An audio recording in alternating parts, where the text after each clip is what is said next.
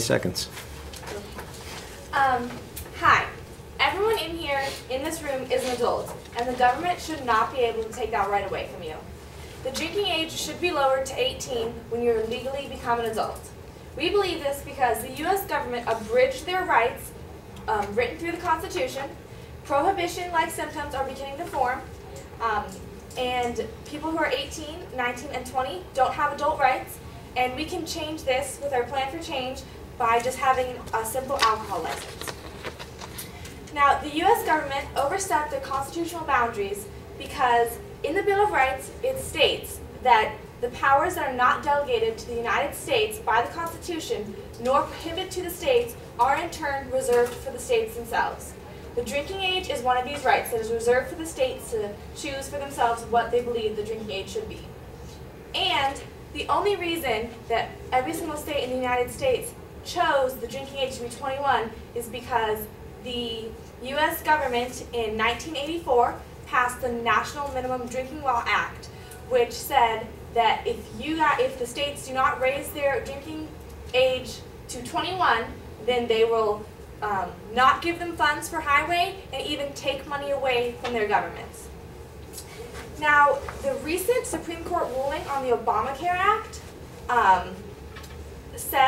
the Supreme Court said that Congress had exceeded its constitutional authority by coercing states into participating in the expansion by threatening them with the loss of existing federal payments. So, since the Supreme Court stated that this is not in their constitutional authority, this can go back to the National Drinking Act and repeal it. Our second thing is that we believe that prohibition-like symptoms are starting to form because Ruth E. Inge, a professor from Indiana University, states that today we are repeating history and making the same mistakes that occurred in the past. Prohibition did not work then, and prohibition for younger people under the age of 21 is not working now. Because young adults are not allowed to drink, they begin to binge drink, and it leads them to drinking copious amounts of alcohol because they don't know when they're going to get this, be able to have the alcohol later. According to the Centers for Disease Control and Prevention, about 90% of alcohol consumed by those under 21 in the United States is consumed in the form of binge drinking, in which dangerous amounts of alcohol are consumed in a short period of time.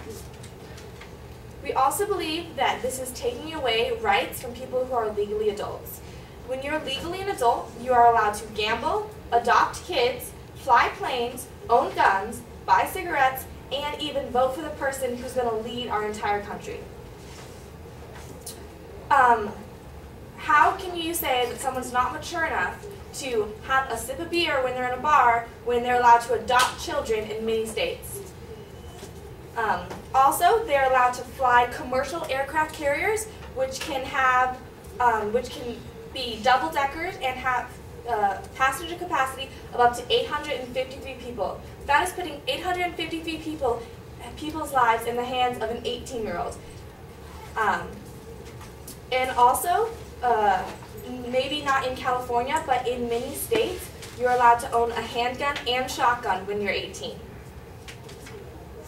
We believe that a provision that we could make if some people are uncomfortable with all 18-year-olds being able to drink is we can initiate an alcohol license. And this is, it's much like a driver's license, and you have to pass a test dealing with alcohol facts and statistics when you're 18 in order to drink.